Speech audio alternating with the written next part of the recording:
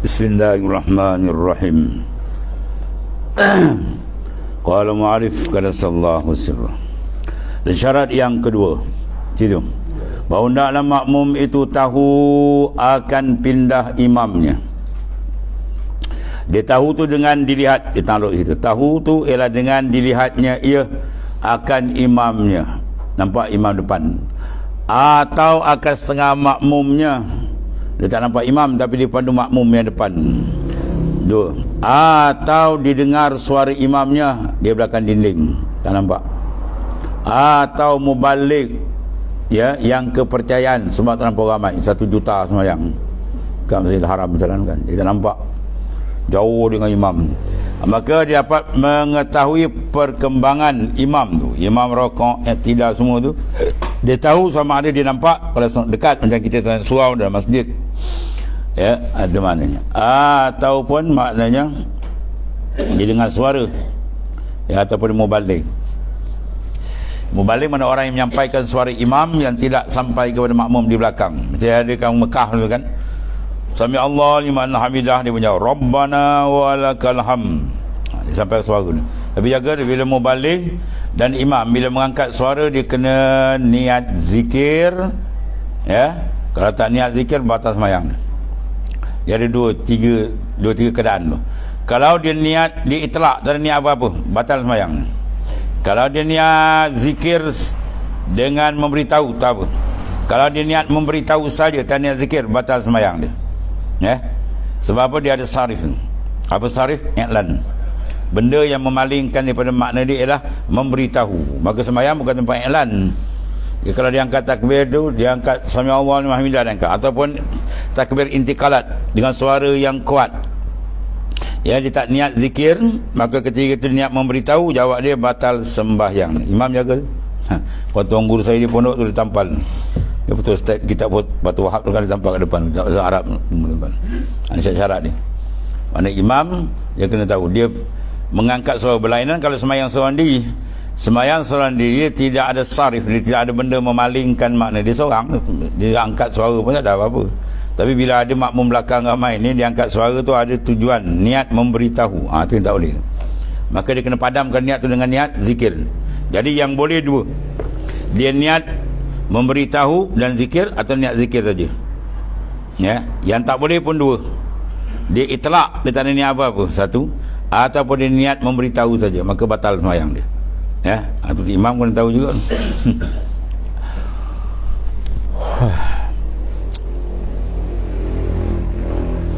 Satu. Kalau perempuan pula, biasa tempat tabirnya ni kan, dia kena rabitah tu, ya, pertambatan. Kalau masjid apa, kalau surau, madrasah, makmum yang duduk dekat pintu dia jaga tu, dia tu sebagai rabitah tu. Dia jangan nak duduk tempat depan, lepas tu dia buat kepala dia, orang belakang tak nak takbir, dia tak takbir lagi, dia menepati imam tu. Kau tak jangan duduk situ, ya. Dia seolah menepati imam, sebab makmum belakang tak nampak imam, berpandu kat dia. Kalau imam tak kata takbir, dia kena angkat cepat. Ini duduk kat sat depan, dekat pintu. Lepas tu orang nak angkat takbir, dia pergi ambil semayang. Oh, makmum lain-lain menyumpah, nyaga. Nak duduk biar aku tahu tempat tu, kompekah kena tahu, kena belajar. Jangan pakai bantai kan, jangan nampak nak hodoh kita pula kan. Kena belajar. Dia rabitah, bila rabitah dia kena standby. Imam angkat takbir tu, dia angkat, ya. Habis tu ada setengah pula tak buka pintu. Tuan guru saya tu Haji Mustafa tu di Kelantan kan, dia sembahyang tempat dia jaga Madrasah Tengah. Madrasah Tengah tu bukan masjid kan. Jadi dia pun salam, dia Assalamualaikum warahmatullahi. Tengok kat perempuan tu buka pintu, hoi, dia kata mayang balik. Tak sah dia mau mayang, dia kata. Marah dia kan. Tu makmum perempuan tu mayang balik, dia kata tak sah dia mau mayang. Kenapa kamu tutup pintu ni, kata.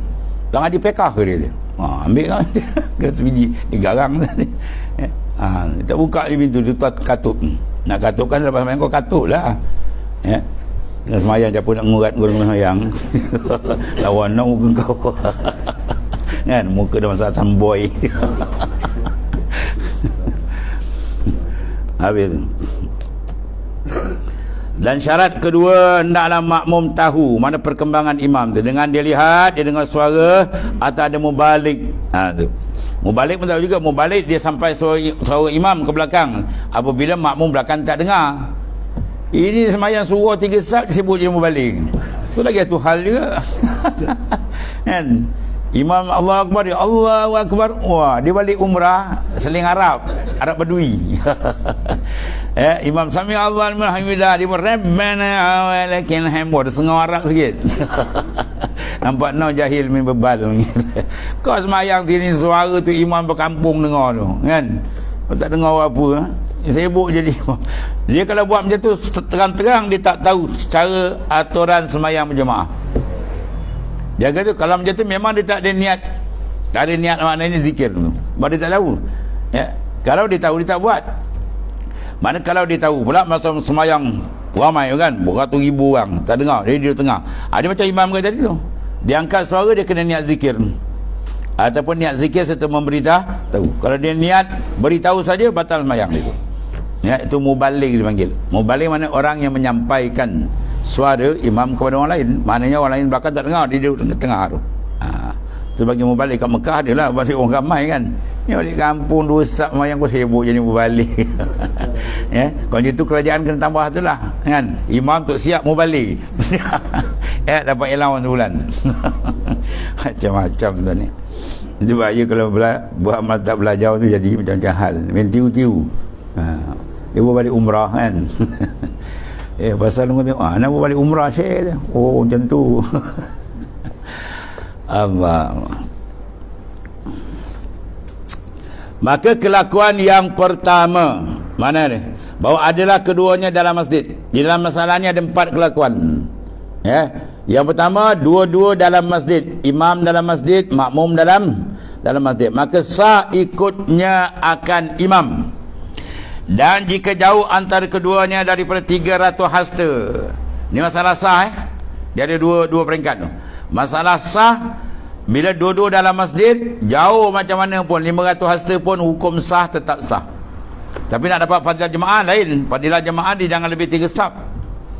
Ya, tumit imam dengan tumit sab pertama, tumit sab pertama dengan tumit sab kedua sampai habis tu. Jangan lebih daripada 3 hasta. Kalau lebih 3 hasta, maka luput fadilah jemaah.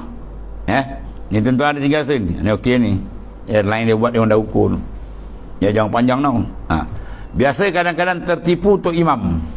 Setengah tempat masjid besar kan, dia letaknya kapit besar depan, dah imam dengan makmum jarak jauh. Biasa tu kan, imam dia duduk atas kapit kan, kapit tu besar, dia duduk tengah. Jadi kalau ikut kadang-kadang 5, 6, 7 hasta jauh. Tumit pertama dengan tumit imam, luput fadilah jemaah. Dah pergi dalam masjid surau, kena tipu dengan setan ni. Sebab apa? Al-jahlu, tak mengaji dan salah.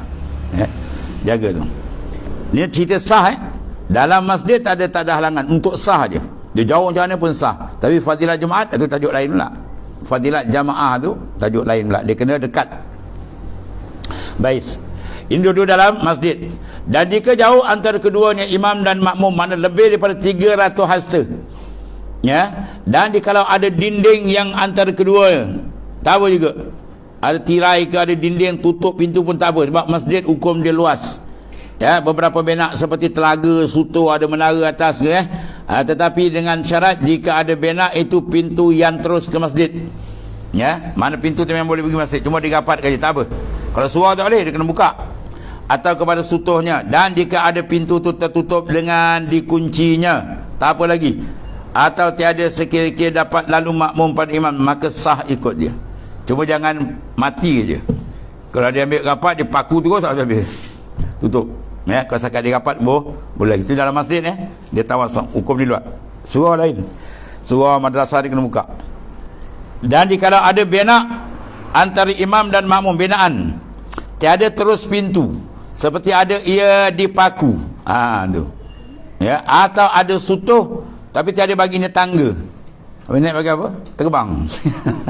Naik pakai JCB yang kau. Jadi mana kalau tak boleh, tak ada hubungan atas dengan bawah, tak boleh. Kalau ada tangga, biasa ada tangga lah kan. Kalau tangga masjid, tak apa ke belakang. Dalam masjid, di belakang depan tak apa. Tapi kalau surau, tuan-tuan tengok di surau Mu'alim Jusin. dekat umbai tu. Dia punya surau tu tangga di depan. Tu orang ngaji fiqh. Mana makmum belakang, makmum bawah perempuan ataupun laki-laki ke tingkat bawah, kalau dia nak pergi ke imam, terus naik tangga depan. Kalau tangga kat belakang tak sah, kalau tak tebuk baru kena pusing. Ya, surau juga macam ni. Macam ni surau ni tadi. Imam kalau sembahyang sini, sepadan pintu ke bawah sah. Pintu lepas tak boleh ni. Lepas tak boleh. Sebab apa? Sekiranya dia nak pergi ke imam, dia kena berpusing belakang. Tak boleh kalau hukum lain daripada masjid. Masjid tak apa. Tu dia suruh ketapang kali kita ngajar dulu, kita sebut. Terus minggu depan, pintu dah di depan. Dia panggil kontrak buka. Jadi maknanya apa? Makmum nak pergi depan tu straight lah. Dia kalau semayang kat luar tu kena bawa pintu. Pintu ke bawah. Jangan pintu ke depan. Dia ke depan, kira-kira makmum sana luar tu nak pusing, nak pergi ke mana dia kena pusing belakang kiblat, maka hukum dia tak sah. Kalau selain daripada masjid. Ya, surau, madrasah, tu hukum beza. Habis. Zawai kita pun kita tebuk 2 pintu. Pintu tengah, kalau orang ramai luar, pintu depan buka. Yang belahan ni boleh sembahyang, sebab pintu ada tu. Dia boleh join.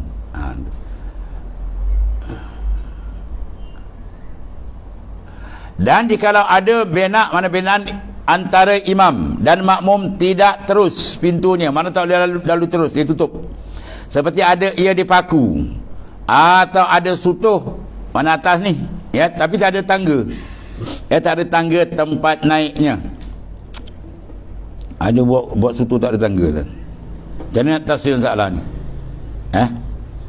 Dia nak semayang tangga runtuh. Kan? Tangga ada, depan tu tangga. Dia buat usalli brum, tangga runtuh. Dia tak ada, dia tak ikut tuan. Kalau tengah semayang tak apa. Ya, kalau dia dah masuk semayang, dia mau nak masuk semayang tengok tangga runtuh, maknanya putus. Dia ingin tak terpotong makmum dengan imam. Tu tak boleh kan? Kalau nak kata sutuh tak ada tangga, macam mana buat bangunan tak ada tangga, nak melompat. Kalau tengah-tengah semayang dia puntur tak apa. Ya. Termasuk dalam keadaan yukfaru fi dawam mala yukfaru fi ibtidak. Benda yang dimaaf pada kekal, tapi pada ibtidak mula tak boleh. Mula dia kena syarat dia tu. Habis. Tiada baginya tangga tempat naik masalah, maka tidak sah mengikut akan imam. Ya, semua makmum kena tahu cara-cara juga, ya. Habis. Dan jikalau mengantara keduanya imam dan makmum dalam masjid itu sungai. Wah. Ini boleh mandi sungai. Ini dulu, biasa masjid dulu kan tengah-tengah padang pasir, dia mudah masjid, cacak tiang lebih kurang, niat masjid dah. Ya, kepung lebih kurang aja. Boleh taswir masalah ni. Ya.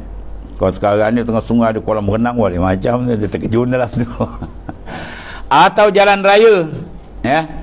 Jalan di padang pasir kan tempat orang jalan tu. Tiba-tiba dia buatnya masjid besar. Tengah-tengah ada orang jalan, contoh dia.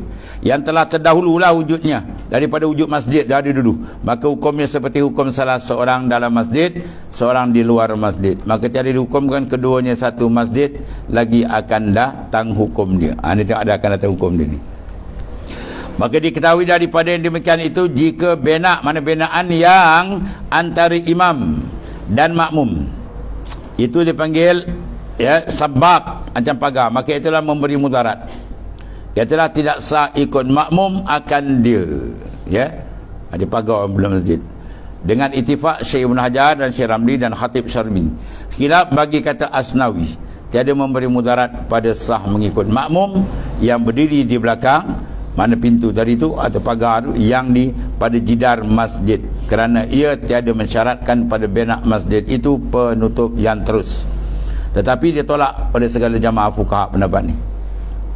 Yang muktamad, tak dapat tiada daripada ada pintu atau lubang yang dapat dijalani daripadanya kepada imam. Mesti ada ruang. Dengan tiada berpaling ke belakang tu. Jangan nak pergi mana kena pusing belakang tu boleh. Ya. Macam ni kalau depan ni kena pusing lah ni. Kalau belakang bawah ni tak apa. Imam terus je. Kan? Demikianlah disebutkan oleh Syekh Ibn Hajar di dalam Tuhfah. Ya, tu. Kemudian baru masjid yang berhubung, yang terbuka pintu, dua masjid ni. Ya, setengah kepada setengahnya, seperti hukum masjid yang satu. Ya, masjid ni rapat. Dia biasa kalau kat Mekah ada banyak masjid dia kecil kan. Jadi ke masing-masing tiap-tiap satu masjid daripadanya dengan imam. Masjidnya ada imam tapi dia dekat masjid tu. Dia buka 2 pintu maka macam berhubung tu masjid. Dan imam dia beza, imam dia, muazzin dia dan jemaah pun beza sekalipun. Maka sahlah mengikut imam berdiri pada satu masjid akan imam pada masjid yang kedua. Dan yang ketiganya, ya boleh. Dan jikalau jatuh antara keduanya lebih daripada 300 hasta sekalipun kerana segala masjid pada hukum satu masjid. Dia kalau luar masjid, dia hukum 300 hasta. Ya, seorang imam depan sana, sini makmum. Kalau dia punya jarak tumit ke tumit, tak lebih 300 hasta, maka hukum dia sah mengikut. Ya, sah untuk mengikut. Dia tak kira fardhu jemaah lagi, untuk mengikut sah. Hukum dua-dua di luar masjid, tengah padang. Atau makmum imam dalam masjid, makmum luar masjid. Maka dia kira daripada mana ni? Dia kira 300 daripada kaki masjid, tangga tu. Bukan dia kira bertumit imam. Mana dalam masjid tidak ada ukuran untuk sah. Jauh macam mana pun sah, tak ada masalah. Ya. Kalau makmum luar masjid, maka dia kena kira daripada mana? Daripada tangga masjid. Tangga masjid yang belakang lah ya. Tu ke depan sampai 300 hasta, okey boleh. Kalau dah lebih 400 hasta ke lebih, tu putus. Dia tak ada ikut dua. Untuk sah aja ni. Itu. Mana kalau masjid dengan luar, dia kira daripada bukan tu imam, dia kira daripada tepi masjid, tangga tu.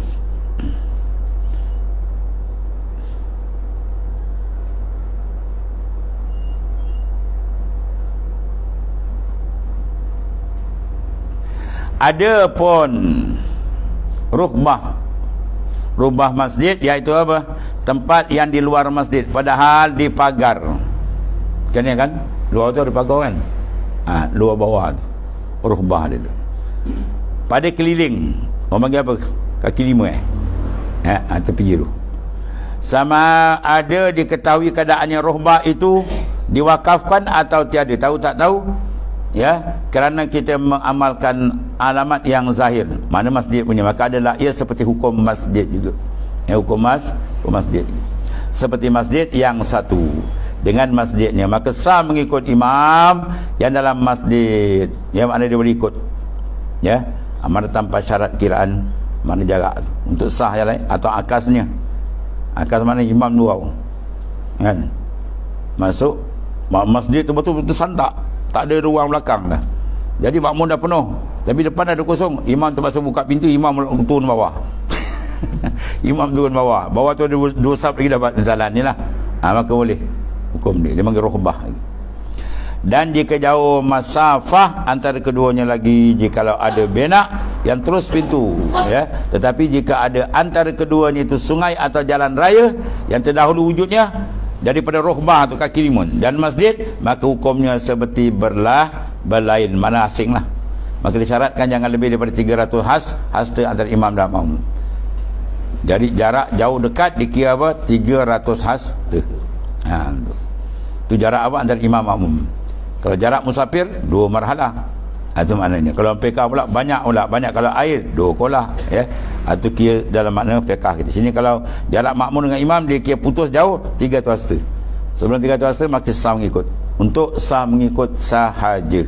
Ya, apabila jemaah lain, jemaah jangan lebih 3 hasta. Demikian lagi harim masjid. Ya, tiada ia dihukumkan seperti masjid yang satu, itu tempat yang disediakan membuang sampah. Masjid dia kan jauh sikit kan, tempat buang sampah tu jauh dah tu. Itu harim dia panggil. Itu tak termasuk masjid. Mana kalau orang perempuan pun tak ada apa dalam uzur, dia duduk situ lah. Keadaan suruh tak ada masalah. Tempat yang disediakan membuang sampah masjid, atau tempat menumpahkan air. Mana tempat orang basuh-basuh lah itu. Orang panggil apa tu, tempat berkumbah dia tu, atau barang sebagainya lah. Kata Syekh Zarkasi, wajib atas orang yang berbuat dia dibezakan rukhbah dan harim. Rukhbah tu dekat kan, kalau harim tu dah jauh sangat tu, tu dia kena beza, buat lain senang kan, biar orang dapat tahu ni harim, yang ni rukhbah, dengan satu alamat supaya dia beri bagi rukhbah itu segala hukum masjid, dan harim mana hukumlah lain. Itu maknanya dia kena beritahu supaya dapat dibezakan oleh makmum nanti. Habis. Kemudian ada pun jidar masjid, itulah seperti hukum masjid. Wallahu a'lam.